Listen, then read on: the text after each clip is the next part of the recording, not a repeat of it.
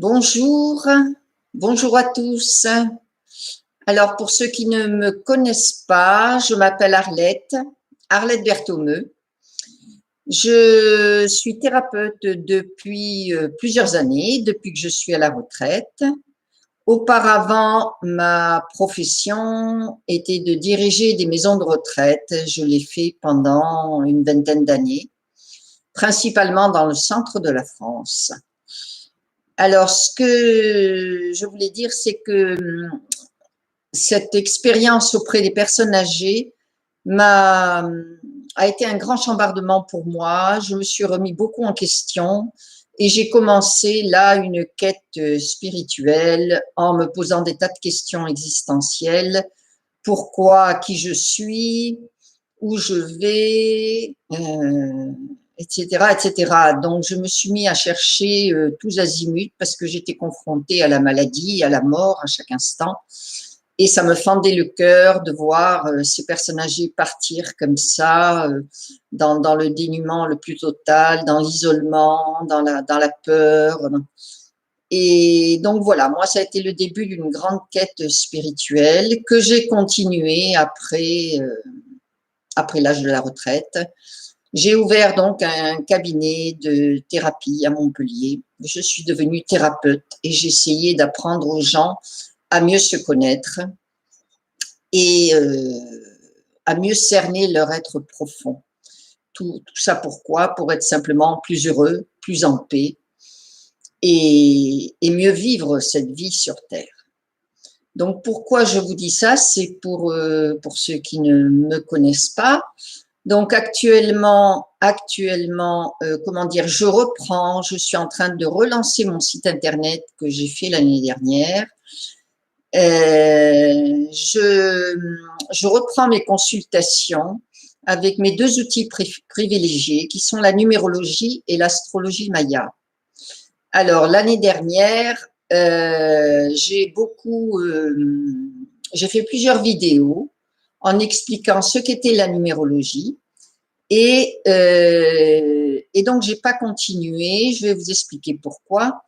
Et en fait, beaucoup de personnes me disaient, mais l'astrologie maya, alors il faut que tu nous en parles, etc. Donc cette vidéo, c'est fait pour ça. C'est fait pour vous parler de l'astrologie maya qui me tient tellement à cœur. Mais auparavant, je vais saluer tous les gens que je connais, qui ont fait des consultations avec moi l'année dernière et les années précédentes. Et bon, il faut que je vous raconte un petit peu ce qui m'est arrivé, pourquoi mon site est resté, comment dire, dans le placard. Il n'a pas fonctionné pendant tous ces mois d'hiver, depuis octobre jusqu'à maintenant à peu près. Pourquoi j'ai arrêté mes consultations, etc. Bon, peut-être ceux qui m'ont connu ne me reconnaîtront pas parce que j'ai changé de look. Les cheveux ont poussé et puis j'ai beaucoup changé. Je pense que j'ai beaucoup changé intérieurement. Ce qui s'est passé, c'est que bizarrement, je suis venue en vacances au mois de juin l'année dernière dans cette haute vallée de l'Aude. Je suis venue passer quelques jours et j'ai été complètement séduite par cette nature impressionnante, ces montagnes, ces lacs, ces rivières et, et, et tous ces lieux énergétiques, etc. Et j'ai eu envie de m'installer ici. Et donc, je suis retournée là où j'habitais, à côté d'Avignon, et je me suis dit, ben, je vais mettre mon appartement en vente et on verra bien le temps que ça se fasse. J'ai le temps de changer d'avis. Et en fait, je n'ai pas changé d'avis. Ce qui s'est passé, c'est que 3 jours après avoir mis l'annonce que je mettais mon appartement en vente, j'ai eu des acheteurs qui étaient pressés. Et tout s'est passé très vite. Et là, je me suis dit, bon, ben ça, c'est le destin. Il faut que je parte d'ici. Et c'est vrai que le Vaucluse, j'en avais fait le tour depuis longtemps et j'ai commencé à tourner, c'est le cas de le dire, un peu comme un ours en cage. Voilà, plus rien de ce que je faisais dans cette région ne me plaisait. Mes anciennes activités ne me plaisaient plus. Enfin bon, je sentais que j'allais vers un nouveau départ. Et voilà, et donc j'ai trouvé une maison. J'ai eu le coup de cœur pour une vieille maison un peu trop vieille, parce que j'ai pas évalué du tout les travaux. Voilà, je sentais que c'était cette maison que j'ai achetée. Et puis là, ça a été un grand chambardement. Si vous voulez, comment vous dire, toute ma vie, moi, j'ai eu l'impression, j'ai eu la certitude d'être guidée. Ne me demandez pas par qui, mais j'ai toujours senti des êtres bienveillants à côté de moi, et je ne sais pas leur nom, et je n'ai pas envie de savoir, mais j'étais sûre de leur présence, parce que ma vie s'est déroulée vraiment avec des étapes très précises. Quand je quittais un endroit, je savais exactement où je devais aller, on me le disait, on me le montrait en rêve. J'ai des rêves depuis toute petite qui m'accompagnent et qui m'ont soutenue pendant mes moments de souffrance, comme tout le monde, hein, surtout dans l'enfance. Et donc, j'ai toujours su, cette guidance était là, c'était clair, je devais quitter cet endroit. Ensuite, on me disait où je devais aller, donc j'allais dans l'autre endroit, etc. Il se passait des choses et je me laissais porter par cette force inconnue qui, qui me poussait en avant, etc.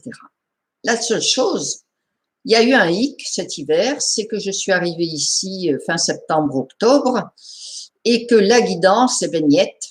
Il n'y avait plus rien. Je me suis trouvée dans un chaos pas possible, en ce sens que la maison était très vieille, sale, avec des mémoires plutôt lourdes, etc. Il y avait tout à refaire. Il y avait l'eau qui rentrait dans la maison, le toit était pourri. Il y a eu vraiment, et là, plus de guidance, plus de rêve, plus rien. Donc, j'avais pas suffisamment de moyens pour commencer les travaux et puis aller habiter ailleurs. Donc, je suis restée dans la maison avec deux artisans qui m'ont bien soutenue, heureusement. Et puis voilà. Et j'ai pris en pleine figure tout. Le bruit, la saleté, plus de confort, plus de repères, plus de guidance, même pas pouvoir m'isoler dans un endroit pour méditer parce qu'il y avait le bruit des travaux, etc. Et c'était, j'ai bien compris que c'était initiatique. Enfin, personne ne me l'a dit, mais j'ai compris. Mais il y avait, dans tout ce chaos, vous savez, quand tous vos repères sont chamboulés, et je regardais une vidéo l'autre fois, je disais, c'est exactement ça, c'est exactement ce qui m'est arrivé. La fille disait que parfois, l'univers est obligé de vous secouer parce que vous résistez intérieurement sans le savoir.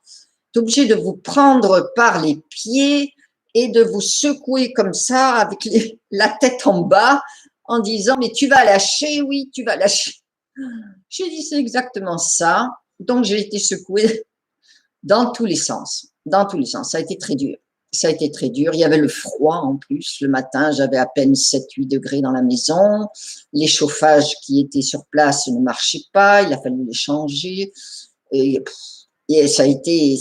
En fait, j'ai appris petit à petit qu'il fallait que je lâche prise. Mais moi, je croyais avoir lâché prise depuis longtemps. J'ai 74 ans, il y a moins de 40 ans que je suis en quête spirituelle, je sais ce que c'est le lâcher prise, je médite depuis 40 ans, j'ai fait plein de choses, j'ai suivi plein de séminaires. Le lâcher prise, je savais ce que ça voulait dire. Eh bien non. Eh bien non, je ne savais pas, je ne sentais pas ces résistances au fond de moi. J'ai craqué, oui, j'ai craqué dans les bras de mes maçons 2 fois. Et puis petit à petit, c'est drôle parce qu'il y avait comme une petite voix qui me disait à l'intérieur, tout ça a un sens, tout ça a un sens. Donc quand je craquais vraiment nerveusement, que je pleurais, que j'avais froid, j'avais 4 pulls sur le dos, que je me couchais à 6 heures du soir avec 2 couettes. Et malgré tout, il y avait cette petite voix qui me disait, tout ça a un sens, tout ça a un sens, patiente. Tellement bien que je me suis dit, bon, ben, j'ai plus qu'à continuer, on verra bien, etc., etc. Et donc, le lâcher-prise, maintenant, je sais ce que c'est. Depuis janvier, on a arrêté les travaux faute de moyens. Ensuite, il y a eu bon, ce confinement, etc. La maison est habitable, mais il y aura encore plein de choses à améliorer. Mais bon, bizarrement, il s'est installé en moi une sorte de paix, une sorte de, comment dire, de détachement des choses. Et tout ça s'est calmé petit à petit. Jusqu'à ce que mes rêves reviennent, il y a quelque temps.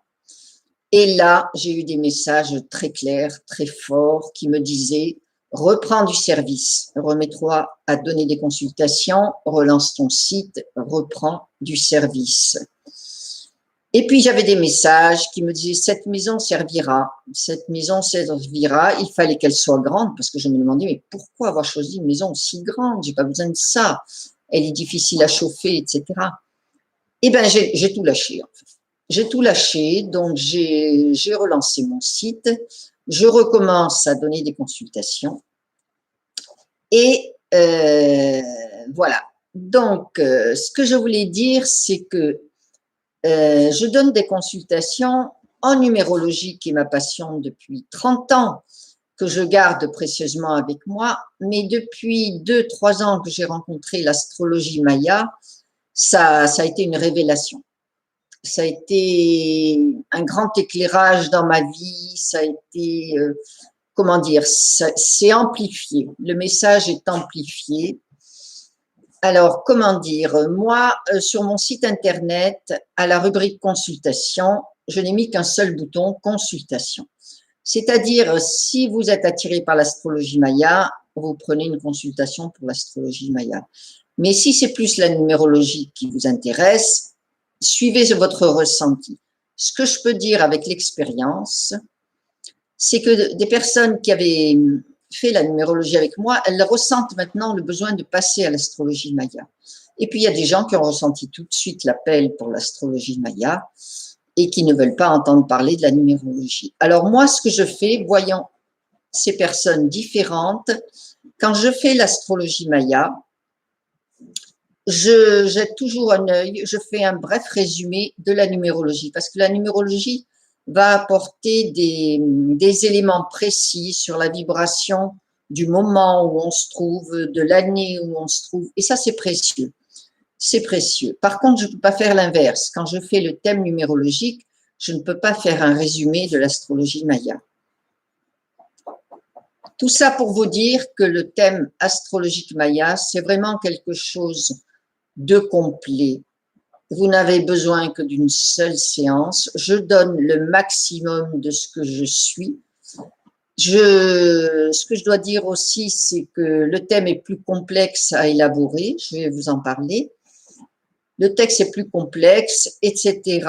Mais quand je suis en consultation, ça je le sais depuis de nombreuses années, quand je suis en consultation avec quelqu'un, que ce soit face à face ou au téléphone ou par Skype, les informations descendent toutes seules. Voilà. Je suis complètement dans mon élément, complètement dans ma mission et nous avons un échange interactif. J'invite la personne à poser ses questionnements, je l'invite. Je l'aide à poser ses questions et nous allons au fond des choses, au fond des choses. Donc, c'est un magnifique cadeau à se faire. Que dire sur l'astrologie Maya? Les Mayas, bon, peut-être vous en avez entendu parler, bien sûr, étaient un peuple d'initiés, qui était un peuple d'avant-garde à leur époque. Ils sont toujours un peuple d'avant-garde. Leur enseignement est toujours d'avant-garde à notre époque parce que la conscience collective n'est pas encore assez élevée. C'était un peuple d'avant-garde qui parlait, qui communiquait avec le peuple des étoiles des autres dimensions. Donc déjà, il faut être ouvert au fait qu'il y a d'autres dimensions, que nous ne sommes pas seuls sur Terre et que toutes les planètes sont habitées par des êtres beaucoup plus, à la conscience plus élevée, qui sont dans l'amour universel, dans la paix, le partage, la fraternité, ce que nous n'avons pas encore sur Terre. Évidemment, ils n'ont pas de guerre, pas de pollution, pas de maladie, ils sont vraiment dans une vibration très élevée. Et nous serions, sur Terre, nous serions comme la maternelle de cette grande école qui est l'univers, où nous devons apprendre à élever notre conscience, à s'ouvrir aux autres dimensions. Donc, si vous êtes déjà dans cette conscience-là, la numérologie, l'astrologie Maya va vous convenir complètement. Donc, les Mayas étaient complètement connectés à leurs frères des étoiles, qui les aidaient pour leur culture, pour l'éducation de leurs enfants, pour leur nourriture, pour leur lieu de vie. C'était des grands scientifiques et des grands mathématiciens. Il n'y a qu'à, le mystère des pyramides mayas est toujours là, hein. On ne sait toujours pas comment elles ont été édifiées. Donc, alors ce qui se passe, c'est que l'enseignement maya est très peu connu. Il y a très peu de documents, de livres là-dessus. Et puis même si vous vous mettez à lire ces livres sur les Mayas, c'est assez difficile d'accès. Et donc, les Mayas qui avaient prédit la fin de ce monde matériel et consumériste, les gens ont interprété comme la fin du monde en 2012, c'était la fin de ce monde ancien basé sur le capitalisme, la consommation à outrance et le mépris de la nature, etc. Donc, nous sommes au début d'un basculement de conscience où les gens vont s'éveiller de plus en plus. Et les Mayas, sachant ce qui allait se passer maintenant, à notre époque, eh ben, ont conçu l'astrologie Maya pour donner un outil plus adapté à l'humanité, qui serait plus clair, où les gens, grâce à cette astrologie, pourraient mieux se connaître et mieux connaître leur être profond, mieux savoir qui ils sont. Parce qu'aujourd'hui, de nos jours, les trois cas, qui êtes-vous? Il va vous dire, je suis monsieur machin, j'habite à telle adresse et je suis commerçant dans la rue machin. Voilà. Et en fait, les gens ont l'impression de vivre avec un être intérieur qu'ils sentent par moments quand ils ont des intuitions, etc., mais qu'ils ne connaissent pas. Et en fait, ils n'ont pas tellement envie de le connaître parce que soit il y a beaucoup de souffrance à l'intérieur, soit il y a beaucoup de peur, soit…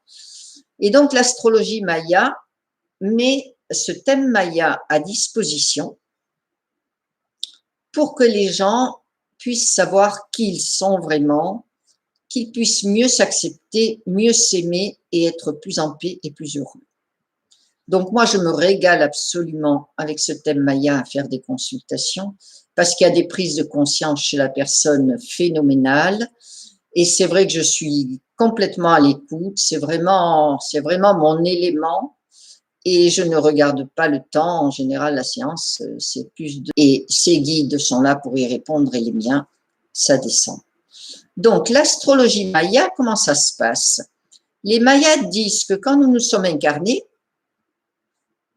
avec notre volonté, c'est nous qui voulions nous incarner, avec la famille que nous avons choisie, etc., avec l'approbation de nos guides de lumière, des autres dimensions, du conseil de lumière, etc., on nous a attribué à ce moment-là 5 potentiels que nous avons à développer et à réaliser à 100% avant de quitter ce monde et de passer dans une autre dimension. Sachant que la mort n'existe pas, c'est simplement un passage dans une autre dimension plus élevée où l'on continue à évoluer. Évoluer, c'est une spirale, voilà, je fais le geste, une spirale, et l'évolution n'a pas de fin dans l'univers. Donc, ils appellent ça 5 soleils. En fait, c'est potentiel, et je vous explique un par un quels sont vos potentiels. Et ces potentiels, nous les trouvons grâce à votre date de naissance et avec le calendrier Maya, qui nous oblige à faire quelques calculs. Et de ces calculs ressort 5 potentiels qu'ensuite je vous explique et nous en débattons ensemble. Donc, ces 5 potentiels, il y a d'abord le soleil de base qui est votre soleil principal, votre centre. Donc, je vous explique ce que c'est. Alors, ces soleils, c'est soit des planètes, mais ça n'a rien à voir avec l'astrologie classique telle qu'on la connaît, que je respecte absolument. Moi-même, j'en ai été passionnée quelques années. Non, il y a des noms de planètes, oui, certains noms de planètes, mais il y a des noms d'animaux, il y a des noms d'objets, il y a des images, il y a des symboles. Et ces 5 potentiels, ces 5 soleils évoluent toute votre vie sur une toile de fond qu'ils appellent des lunes. C'est-à-dire, dans l'astrologie maya, il y a 20 soleils, 20 potentiels à développer. Donc, chaque être humain en a 5 pour lui, spécifiques à lui. Et il y a 13 lunes. Et ces potentiels évoluent sur une toile de fond qui est la lune, une certaine ambiance, on va dire, que je vous expliquerai aussi. Donc, c'est toute une aventure merveilleuse d'aller se découvrir avec l'astrologie maya. Le reste, vous le saurez mieux en consultation. Mais voilà, ce que je vous invite à faire, c'est, si vous êtes intéressé par l'un ou par l'autre, c'est de m'appeler et nous convenons ensemble de ce qui vous convient le mieux. Et si vous êtes intéressé par l'astrologie maya, il suffit de me donner votre date de naissance, mais il faudra me donner aussi vos prénoms et votre nom de jeune fille pour les dames, suivant l'ordre de l'état civil, car je jetterai aussi un œil sur votre numérologie. Et en numérologie, c'est pareil, il me faut votre date de naissance et vos noms et prénoms. Voilà, j'espère avoir été assez claire cette fois-ci pour vous donner envie de demander votre thème. J'espère que je vous souhaite tout le meilleur en ces temps de confinement qui sont magnifiques et propices justement à une envie de se retrouver, à une envie de mieux se connaître, de mieux s'apprécier et de vivre une vie plus abondante, plus joyeuse, plus paisible.